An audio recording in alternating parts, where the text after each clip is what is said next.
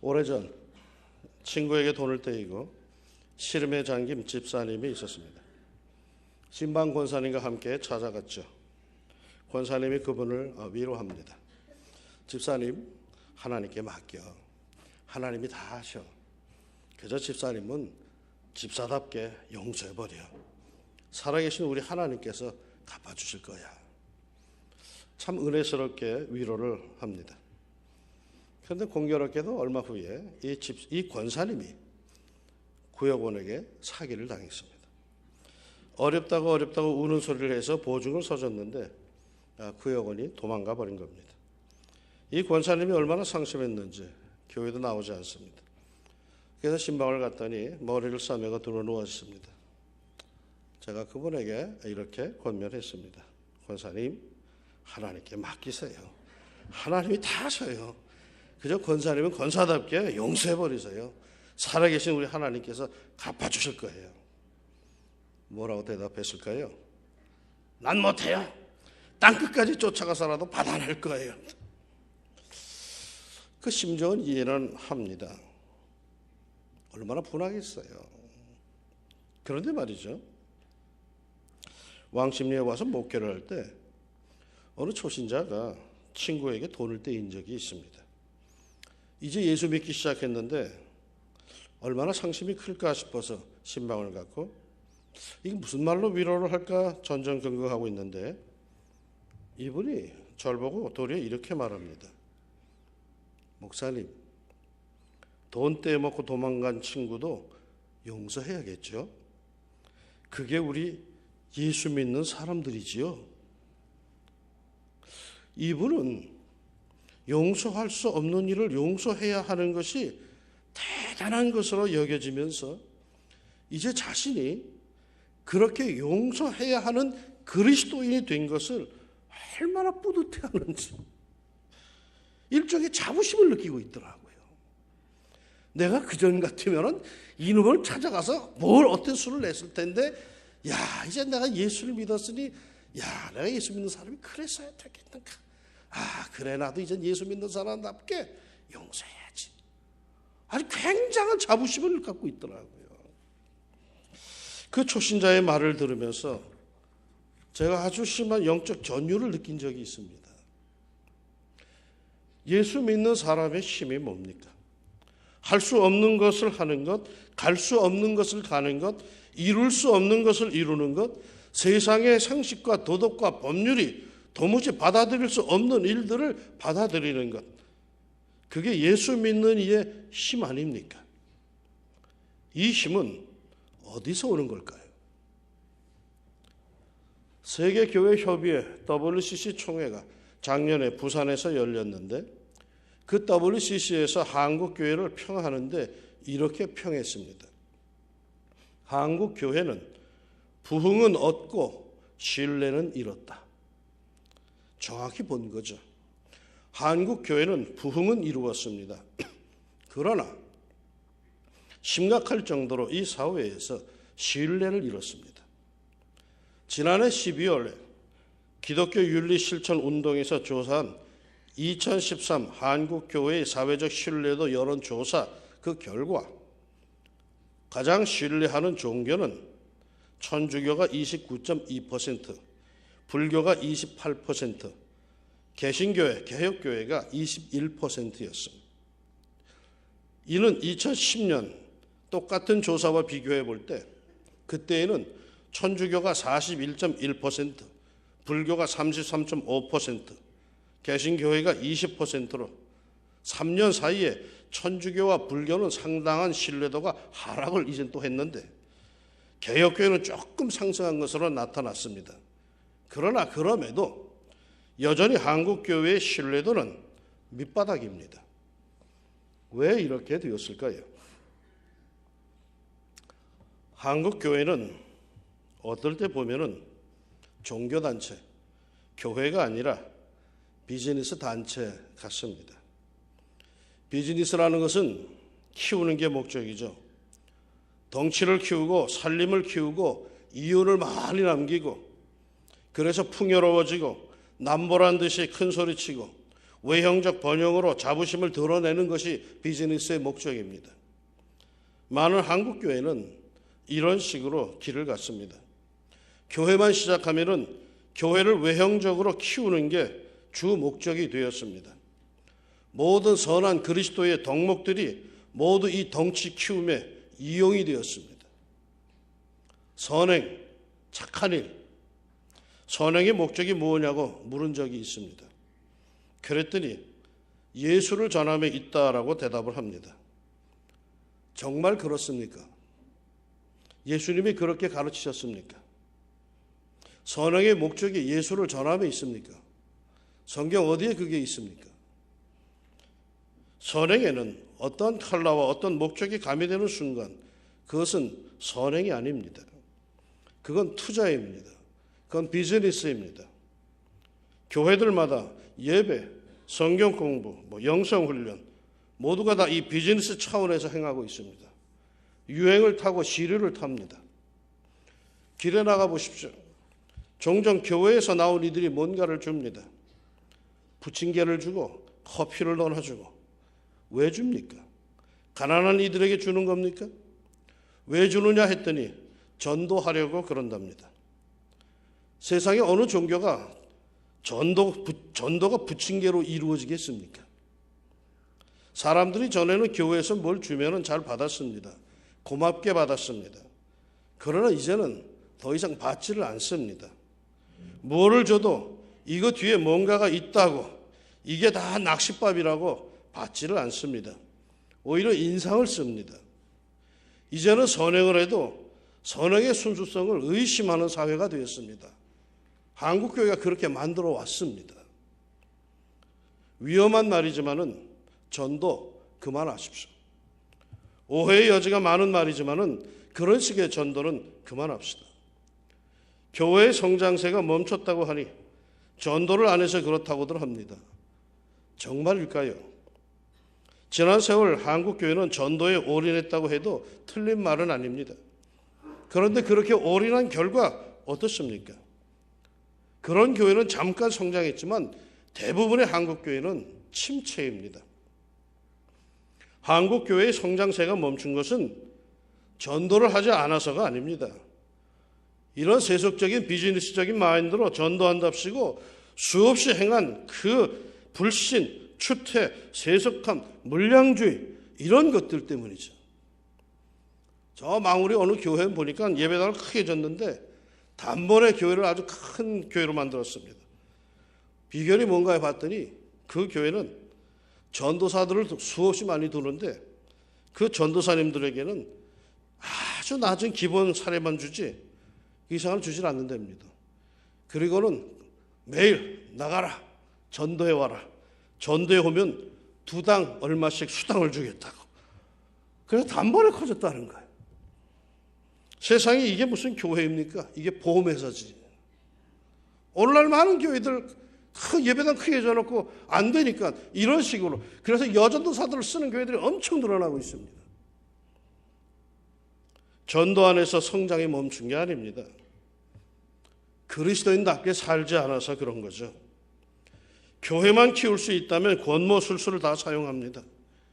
교회의 주도권만 잡을 수 있다면 그저 없는 말 있는 말 다 만들어내서 혼란에 빠뜨립니다. 급기야 신천지 같은 이단들은 노골적으로 교회를 먹어치우겠다고 거짓말을 자기들의 모략으로 사용하여서 한국 교회를 깊은 혼돈의 수렁으로 떨어뜨립니다. 이제는 봉사 잘하는 이가 교회에 등록하면요 의심부터 합니다. 전에는 감사부터 했는데 이제는 의심부터 합니다. 이거 신천지가 아닌가? 교회는 교회로서의 모습과 기능을 상당수 잃어버렸습니다. 어쩌면 교회는 더 침체해야 정신을 차릴지도 모릅니다. 출애굽기를 보면은 애굽의 바로 왕이 하나님께 두드려 맞으면서도 그래도 우리가 최대의 강국이여 이 세상의 리더여 통치자인데 하면서 하나님 앞에서 계속 교만을 떨고 고집을 피우자 그 신하들이 그 바로 왕에게 이렇게 간을 합니다. 왕은 아직도 애굽이 망한 줄을 알지 못하시나이까? 며칠 전 예수마을 수련회 강사로 오신 목사님이 서두에 이런 말을 하십니다. 2030년이 되면 한국 교회는 현재의 3분의 1로 줄어든다고 미래학자들이 그랬답니다. 뭐 미래학자의 말이라고 해서 다 맞는 것은 아니지만은 우리가 신중하게 새겨 들어야 할 만한 말이라고 생각합니다. 정말이지 교회는 이 상태로 이런 모습으로 계속 그냥 나아가도 되는 건지, 예수 믿는 사람들이, 그리스도인이라고 하는 사람들이, 신자들이 계속 이 모양 이 모습으로 그냥 가도 괜찮은 건지, 교회는 어떤 교회가 정말 제대로 된 교회일까요? 교회도 종교단체인데 종교라는 것이 이렇게 외부적이고 외형적인 성장에만 모두 올인해야 하는 건지, 진정 깊은 내면의 수도를 외면해도 되는 건지 말이에요. 값싼 은혜에 취하여서 성령의 내적인 역사와 그 권세를 소홀히 해도 되는 건지, 정말 우리가 힘써야 할 것이 뭡니까? 오늘 본문으로 들어가 봅니다. 에베소서는 사도 바울이 교회란 무엇이며 어떤 것인가를 설명하는 교회론이 그 주 내용입니다. 이렇게 교회에 대해서 설교하던 바울이 갑자기 엄숙하게 말합니다. 이러므로 내가 하늘과 땅에 있는 각 족속에게 이름을 주신 아버지 앞에 무릎을 꿇고 비노니. 유대인들에게는 기도의 자세가 세 가지가 있습니다. 서서 기도하는 자세, 가장 일반적인 기도 자세입니다. 엎드려 기도하는 자세, 죄를 자복하고 회개할 때 그런 자세를 취합니다. 꿇어서 기도하는 자세, 간곡한 기도를 드릴 때 취하는 자세입니다. 지금 사도 바울은 무릎을 꿇고 빈다고 합니다. 간절하고 간곡하게 비는 그의 심정을 드러내고 있습니다. 뭘 그토록 간곡히 비는 걸까요? 그의 영광의 풍성함을 따라 그의 성령으로 말미암아 너희 속사람을 능력으로 강건하게 하시오며, 속사람이 강건해지기를 무릎을 꿇고 빌고 있습니다. 무엇으로? 성령의 능력으로, 곧 성령 충만으로. 왜 우리는 성령 충만해야 합니까? 은사 받고 능력을 받아서 과시하기 위해서? 아닙니다. 그것들보다 훨씬 더 중요한 것은 속사람을 강건하게 하기 위해서입니다. 성도는 겉사람보다 속사람이 더 중요합니다. 사도 바울은 우리 성도들의 속사람이 성령의 능력으로 강건케 되기를 간구하고 또 간구합니다. 이어서 17절, 믿음으로 말미암아 그리스도께서 너희 마음에 계시게 하시옵고, 그리스도 예수님께서 우리 마음에 계시기를 그토록 간구하고 또 간구합니다. 그래야 내 속사람이 강건해질 수 있기 때문이죠. 그러면 어떻게 예수님이 내 마음 안에 계시게 할 수 있을까요? 믿음으로 말미암아입니다. 예수님은 내 안에 계십니다. 아멘 안 해도 계십니다. 믿으시기를 축원합니다. 이거는 말이죠, 논리적으로 딴 걸로 몰라요. 성경에 믿음으로 말미암아예요. 믿음으로 말미암아.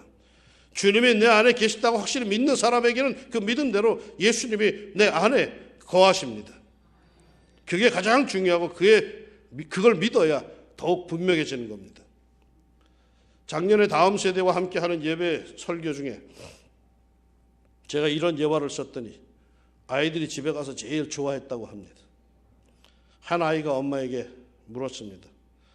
엄마, 예수님은 어디에 계셔? 엄마 대답, 예수님은 안 계신 곳이 없는데 우리 안에도 계시지.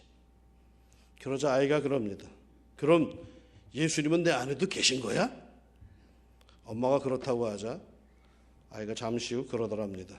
엄마, 예수님이 피자 잡수고 싶으시대.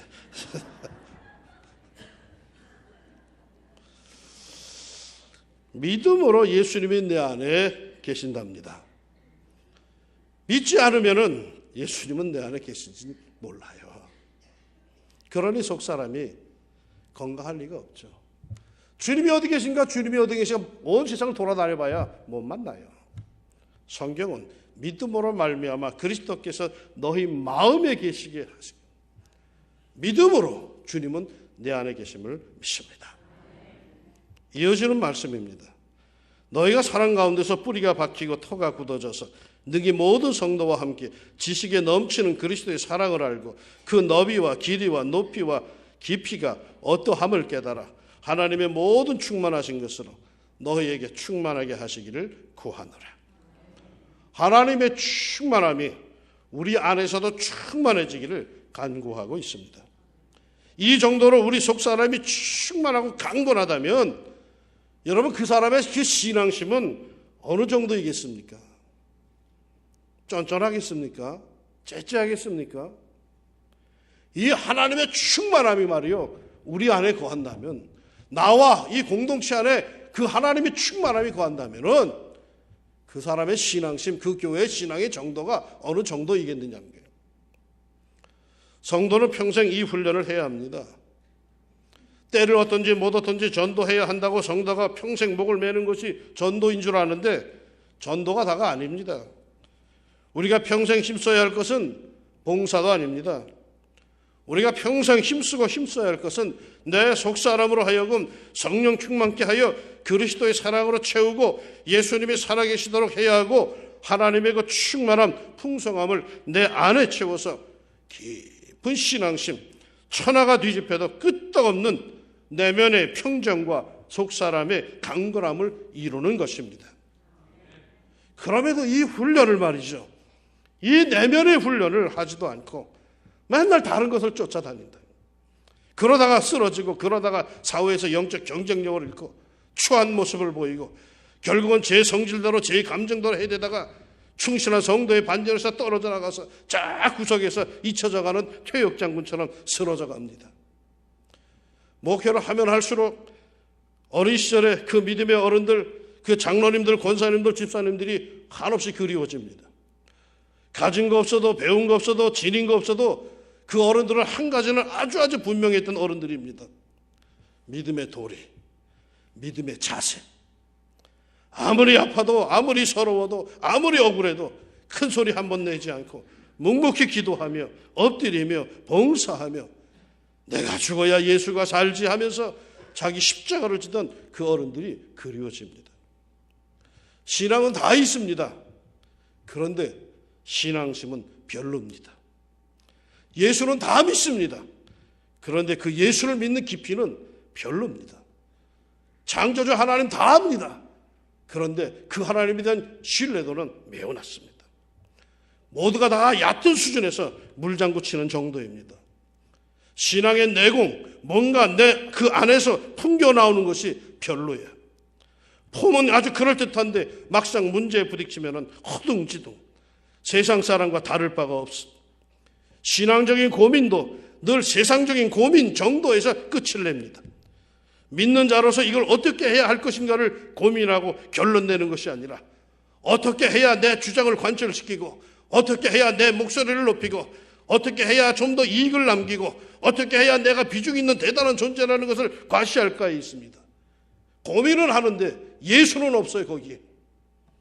신앙생활은 돌을 닦는 겁니다. 내면의 세계를 닦는 겁니다. 수도하고 수양하는 것입니다. 왜 수도를 하지 않으십니까? 왜 속사람을 든든하게 세우지 않으십니까?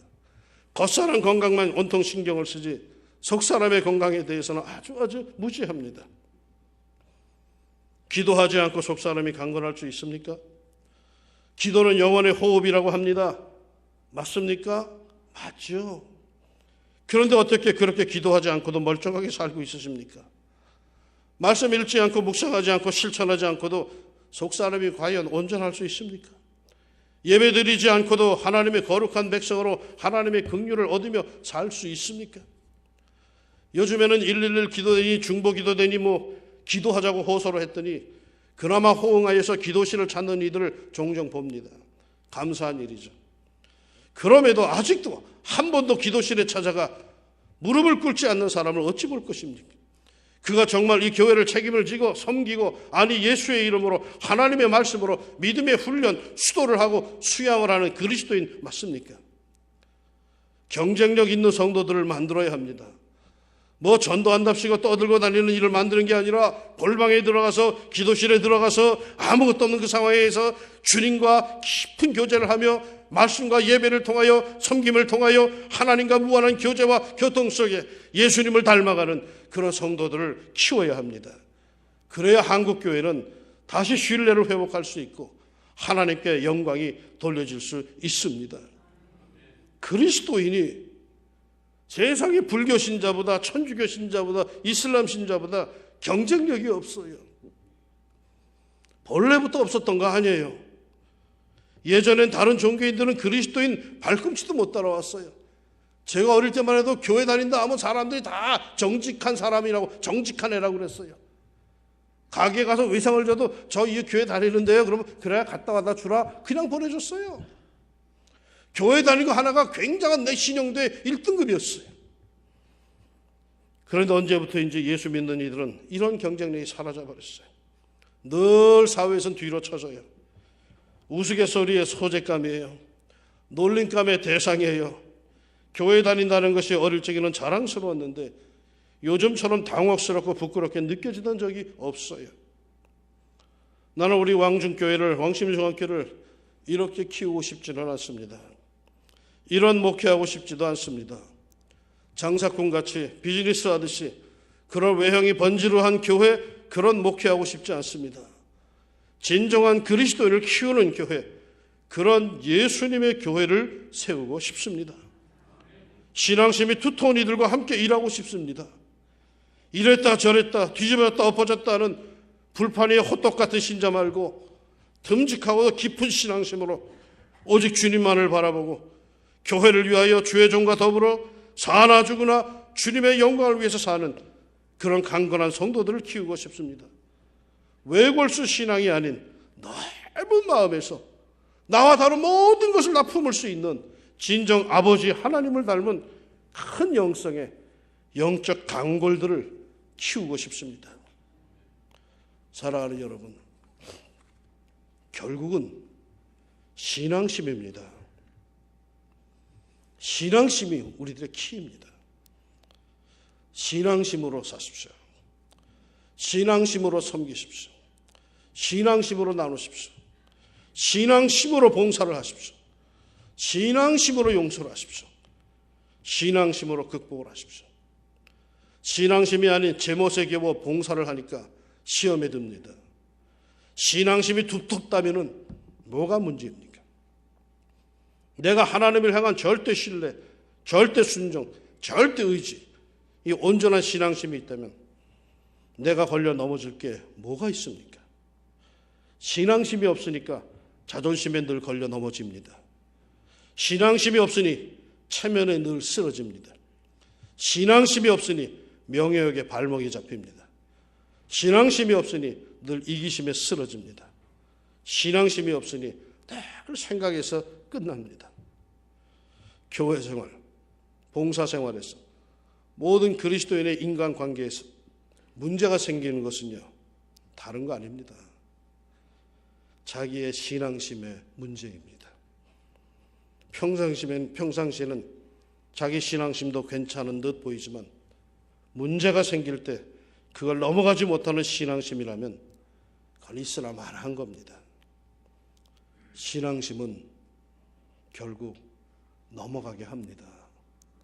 고민은 참 많이 하지만 결국은 그 신앙심으로 그래도 내가 예수 믿는 사람인데, 그래도 내가 예수의 제자인데, 그러면서 용서하게 하고 인내하게 하고 섬기게 하고 끌어안게 합니다. 신앙심을 키우십시오.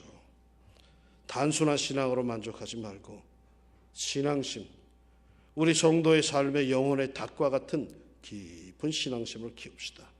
결코 흔들리지 않는 예수의 제자로 이 세상을 이길 겁니다.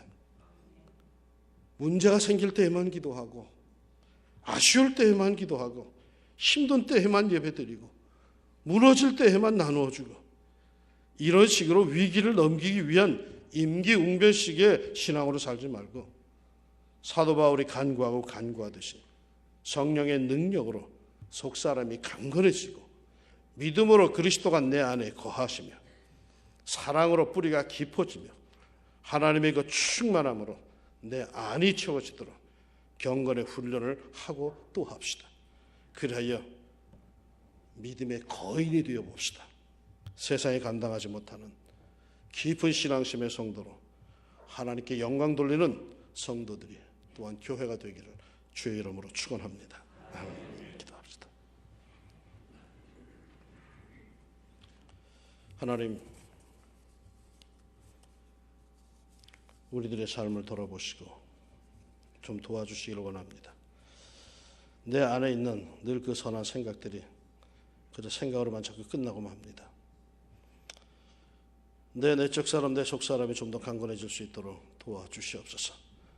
성령으로 말미암아 속 사람이 강건해지고 믿음으로 말미암아 그리스도가 내 안에 거하시며 사랑으로 말미암아 깊이가 더해지고 하나님의 충만함으로 결국은 내 안을 채운다고 했는데, 하나님, 내 안은 충만한 것이 아니라 너무 빈약해지고 있습니다.